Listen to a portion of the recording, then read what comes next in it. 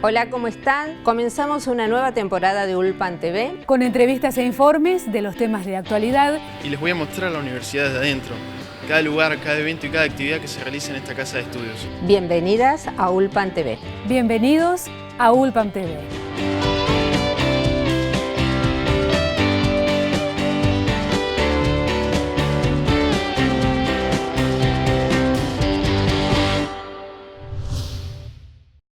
Y estamos comenzando este Ulpan TV desde las aulas de la Facultad de Ciencias Humanas, porque aquí, en estos espacios, se gestó un proyecto de investigación que apunta a recorrer el territorio, las escuelas secundarias, preocupados justamente por lo que está sucediendo en esas aulas. Recuerden ustedes que la escuela secundaria constituye una preocupación compartida, tanto en el campo de la investigación como en el campo de las políticas educativas. Por eso, las integrantes de este proyecto nos están acompañando para recorrer este Ulpan TV. Pero antes, compartimos con ustedes esta breve.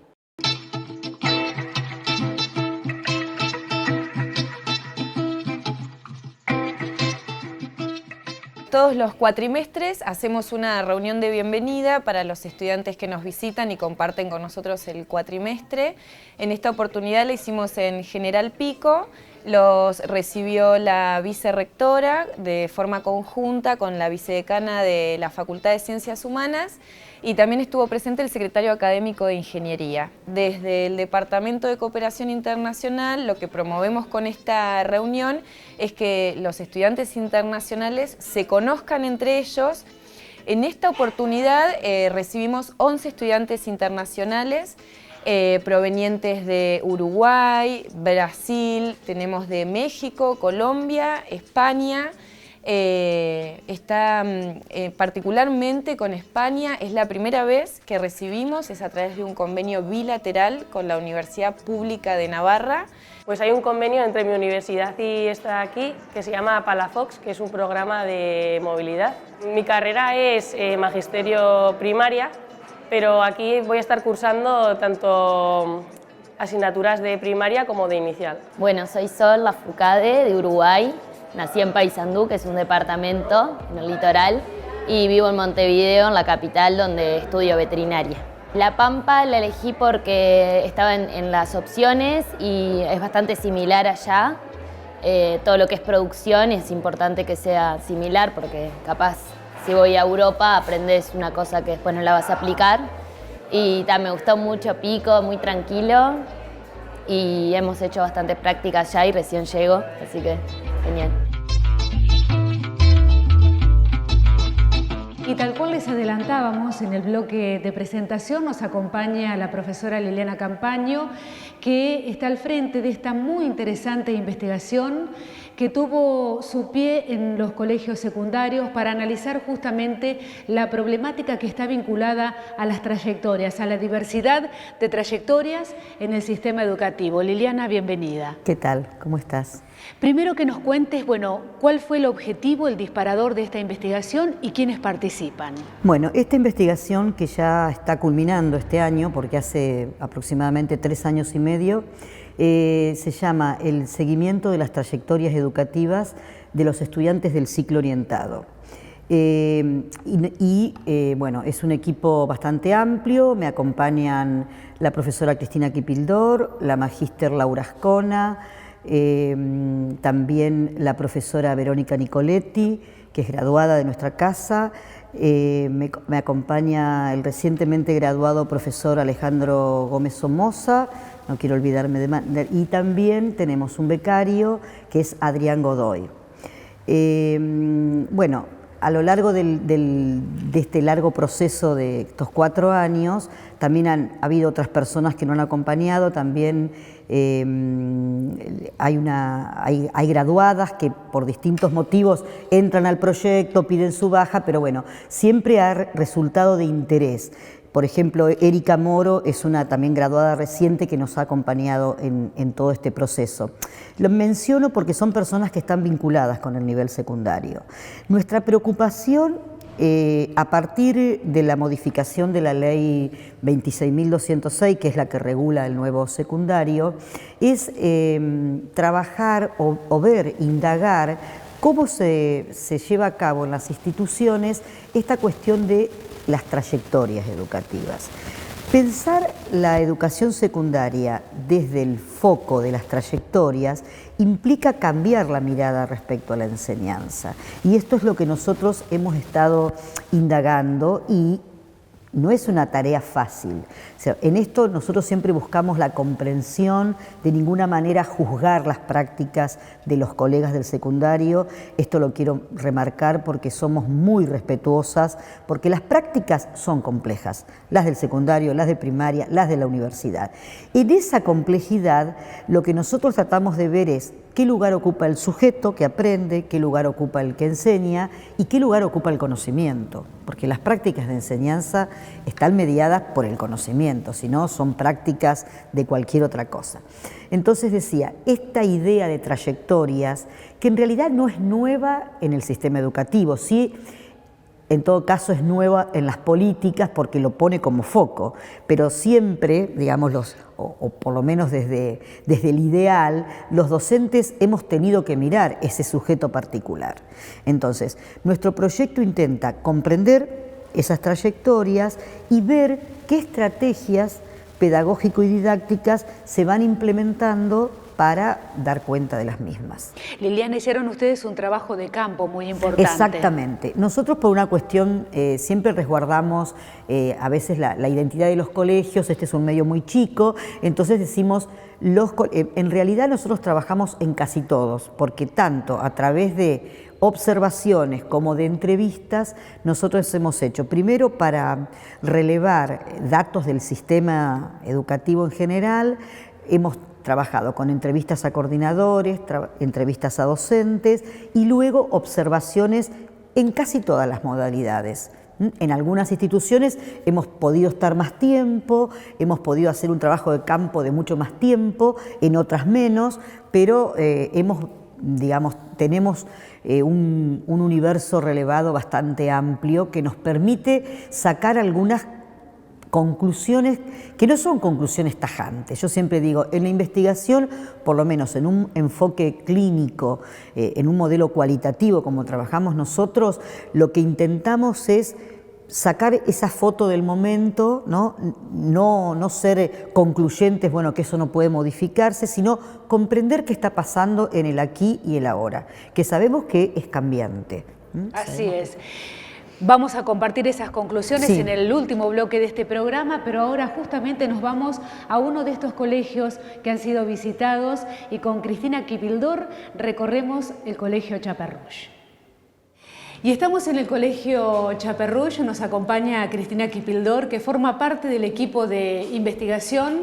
Bueno, y fue Cristina esta una de las escuelas, ¿no? Digamos, fuente de insumo para el trabajo de este proyecto. Sí, nuestro proyecto, bueno, como comentamos anteriormente, trabajó con varias escuelas de la ciudad y bueno, el Colegio Don Eduardo del Chaperrush es uno que nos recibió para poder venir a recolectar datos. Durante bastante tiempo hicimos entrevistas y observación de clase. De los datos que uno puede recabar se advierte que si bien hubo un incremento de la matrícula en el nivel medio, hay preocupación por lo que se llama el desgranamiento, por los niveles de repitencia y la sobredad. ¿Cuál fue la mirada que ustedes pudieron hacer sobre este punto particularmente? Sí, bueno, la Ley de Educación Nacional, la 26206, promovió como uno de sus principios centrales la obligatoriedad del nuevo secundario. Y esto fue lo que a nosotros de alguna manera nos despertó el interés como para empezar a indagar sobre el ciclo orientado que hasta antes de la ley no era obligatorio. Entonces, bueno, ahí es donde nos centramos a empezar a analizar desde una mirada más comprensivista esta relación entre los números de estudiantes que ingresaban y qué pasaba con su trayectoria hasta la finalización de sus estudios secundarios. Y ahí es donde uno puede hacer, digamos, una comprensión y una interpretación de que hay números de estudiantes que se pierden, que abandonan, que repiten y bueno. Frente a ese panorama, Cristina, se impone trabajar, por ejemplo, sobre trayectorias más flexibles. Sí, esa es una propuesta que a nivel, digamos, provincial y nacional, porque viene impulsado de lineamientos nacionales, le proponen a las instituciones poder generar algunas propuestas que se denominan trayectos flexibles, ¿no? De poder buscar algunas alternativas institucionales que, de acuerdo al diagnóstico que cada institución va haciendo de la población, construye acciones institucionales para poder favorecer el acompañamiento de esas trayectorias de los estudiantes que a lo mejor tienen dificultades. Y por ejemplo, como para dar una idea, en algunos casos se puede hasta trabajar una reducción de carga horaria. Esta es una posibilidad. Sí, la reducción de carga horaria, el cursado de materias en aquellos estudiantes, por ejemplo, que ya repitieron un año por segunda o tercera vez, en algunos casos es la cuarta vez que repiten, hay una modificación en una resolución de evaluación que permite, digamos, que en algunas instituciones los estudiantes recursen la materia que no aprobaron. Cristina, ¿qué pasa con la familia? ¿Qué importancia le da a la escolarización y cómo acompaña? ¿Qué pudieron detectar ustedes? Y bueno, ahí obviamente hay también trayectos y trayectorias bien particulares y específicas, porque esto tiene que ver básicamente las posibilidades y el lugar que la educación ocupa dentro del entorno familiar. De acuerdo a las voces de los directivos, tenés familias que sostienen, acompañan y están presentes en ese proceso de educación secundaria de sus hijos, y hay otros que, bueno, están como más alejados. Se impone la pregunta, ¿por qué si hay tantos intentos por resolver estas dificultades todavía estamos con niveles de ausentismo y de abandono tan altos? Y bueno, ahí... La pregunta difícil tal vez, ¿no? Sí, porque en realidad es tan complejo poder analizar y dar una respuesta que nosotros consideramos como equipo de investigación que no hay una respuesta ni cerrada ni única, sino más bien uno tiende a poder especificar el abordaje a nivel institucional y, si es posible, a nivel personal de cada uno de los chicos, por lo que implica básicamente la idea de trayectoria, ¿no? Y poder pensar el acompañamiento de eso. Sí, o sea, nosotros consideramos que las instituciones educativas de nuestra ciudad y las de Santa Rosa, porque también nuestro proyecto trabajó con algunas instituciones de Santa Rosa, permiten hipotetizar que hay una intencionalidad de acompañar esas trayectorias. Hay mucho esfuerzo hecho por parte de las instituciones, pero bueno, insisto, son situaciones porque uno trabaja continuamente con la subjetividad del estudiante, con un contexto que es muy específico, entonces esto hace que el análisis sea complejo. Como para el cierre, se impone revisar la biografía de los sujetos y tenerlos en cuenta, ¿no? Se impone recuperar al otro también en... Sí. Nosotros tenemos todavía pendiente uno de los conceptos que tiene que ver con esto de los formatos, poder empezar a revisar esa noción de formatos, porque en realidad consideramos que repensar el formato escolar implica poner en análisis y en consideración las trayectorias y las biografías de los estudiantes, ¿sí? Porque consideramos que en poder tener en cuenta la historia de vida, ¿sí? Y no como un detalle más, sino como en realidad uno de los ejes donde la escuela tiene que poder empezar a trabajar también para poder empezar a hablar realmente de lo que es el acompañamiento de las trayectorias. Con Cristina Kipildor seguimos sumando elementos para pensar las trayectorias escolares. Los invito a quedarse porque en el próximo bloque nos acompaña la vicedirectora de la escuela, Camila Velázquez, con quien estaremos dialogando.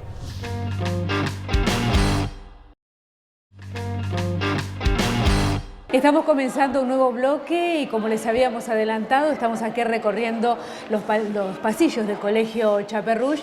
Nos acompaña su vicedirectora, Camila Velázquez, para contar un poco, bueno, cómo ha sido la experiencia de trabajo con la universidad, Camila, y sobre todo cuál es la realidad que ustedes desde acá, desde el llano, desde el territorio, advierten en relación a los adolescentes y a los chicos en sus trayectorias educativas.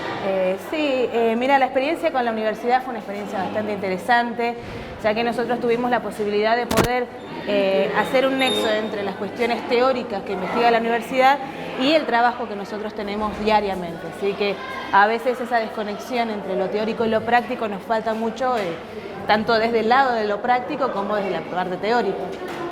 Fue una experiencia muy linda participar y creo que necesitamos tener herramientas para poder mejorar todos los días lo que es la educación de nuestros chicos. Nosotros todos los días estamos trabajando con distintas problemáticas que necesitamos abordar de manera conjunta como sociedad y como instituciones también del Estado. ¿Sí? Haces hincapié particularmente en cómo se atraviesa hoy la adolescencia y hablabas en algún momento, te escuchaba, de una adolescencia en soledad, ¿no? Eso se advierte también en el aula. Sí, esa soledad se ve varias veces por cuestiones relacionadas al trabajo diario que tienen los padres, a las necesidades de más horario de trabajo y a cuestiones que a veces a nosotros nos escapan y necesitamos ir a esa red. Esta soledad la podemos ver en cuestiones tan sencillas como no mirar una carpeta o quizás esa necesidad de un abrazo o de una contención que a veces los chicos no tienen en casa.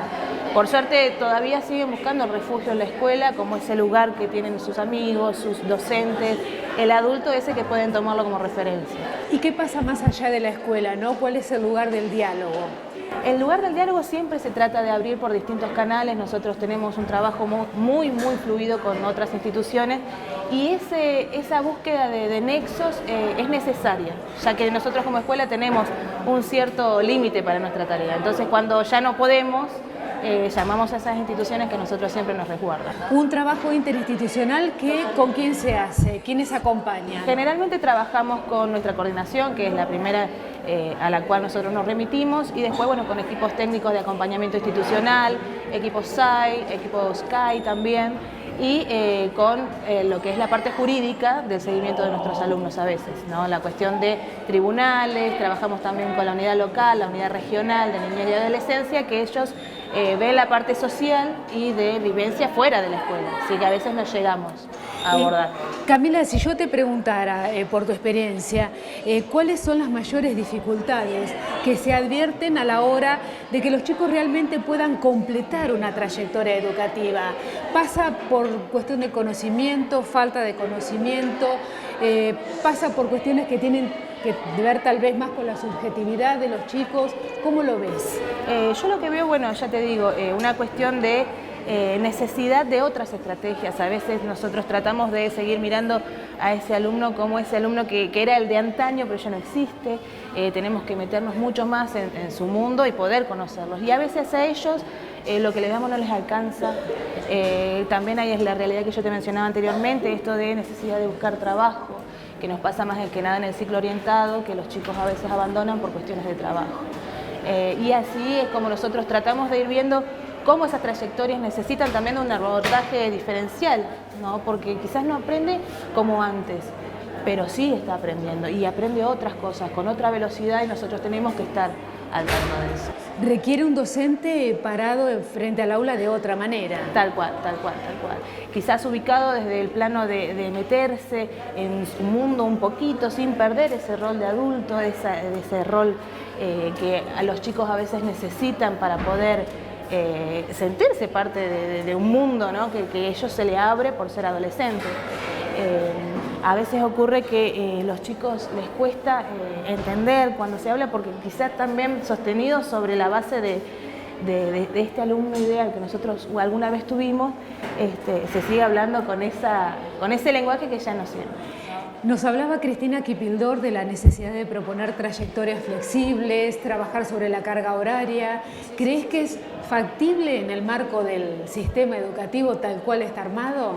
Y en las características actuales sería como muy difícil poder pensar en toda una trayectoria diferenciada, o que podamos cada una de las partes poder establecer una trayectoria diferenciada, pero sería lo ideal, porque esto de poder adaptar al sistema como... que podamos nosotros darle la alternativa a esa trayectoria y que el chico no sea un excluido del sistema, es algo que a nosotros nos da mucho aliento para el futuro. ¿Sí? Finalmente, ¿de qué depende? ¿Cuál es tal vez vos la herramienta más importante hoy para que ellos puedan completar el ciclo?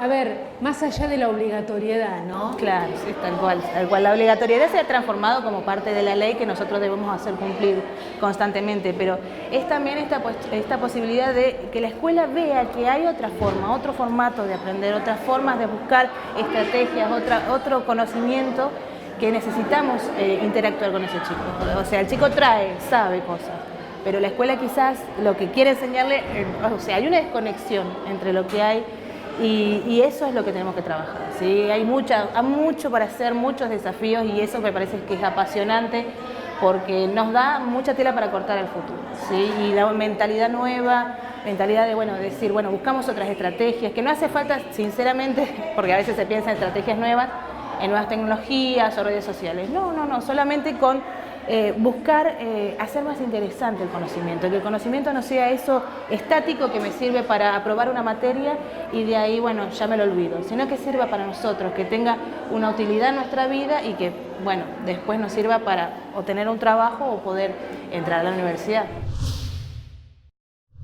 Estuvimos en territorio, recorrimos el colegio Chaperruch, dialogamos también con su vicedirectora y hay una serie de palabras que definen los desafíos que Liliana Campaño planteaba en un interesante café científico que también se dio en General Pico, resumidos en algunas palabras, Liliana, ¿no? Que hablan acerca de qué, por ejemplo. Bueno, siempre decimos que enseñar es un desafío, ¿no? O nos está desafiando constantemente porque ese sujeto que intentamos formar es diferente. Entonces, la primera cuestión que aparece en estos años de trabajo es que todos los docentes son conscientes de que hay que cumplir con el derecho a la educación. La educación secundaria es un derecho, es obligatoria por ley y nosotros siempre decimos que la obligatoriedad jurídica se tiene que traslucir o ver en una obligatoriedad pedagógica. ¿Esto qué significa?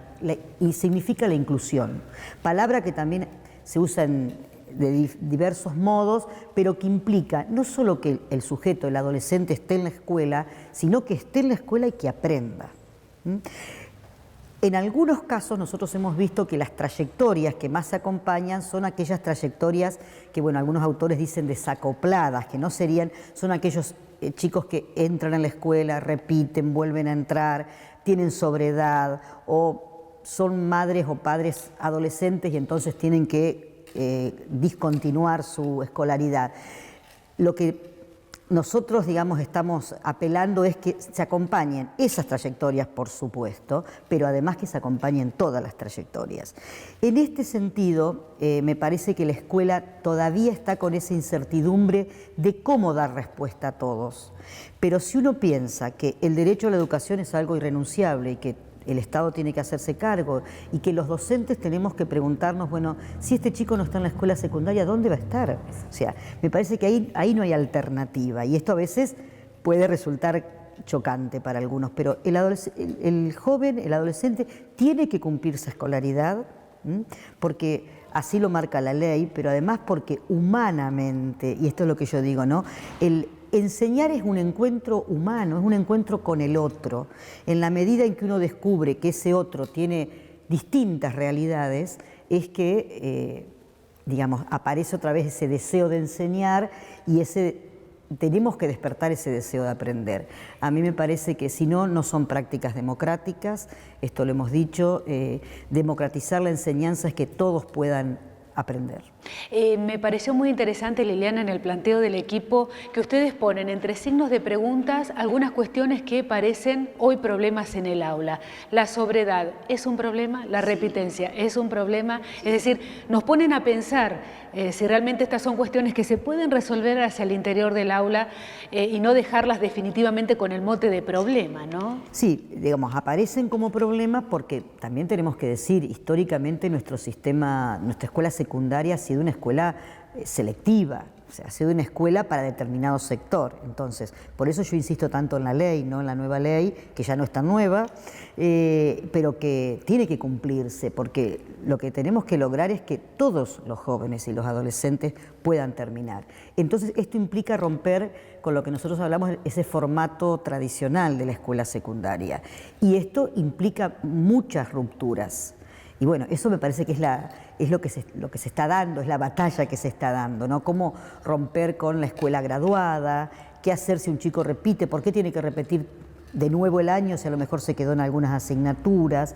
No estoy diciendo con esto que no se esté analizando. A mí me parece que hay una preocupación de las autoridades del ministerio, de los docentes, de los coordinadores para que esto se vaya resolviendo. Pero hoy todavía es una tensión permanente, ¿no? Por eso hablas de transformación, exactamente, ¿no? Exactamente. Yo creo que el desafío para transformar la escuela, vuelvo a decir, está en que podamos romper con esa estructura que todos tenemos incorporada de cómo era el secundario y, a ver, correr el riesgo de que pueda haber otra escuela secundaria diferente.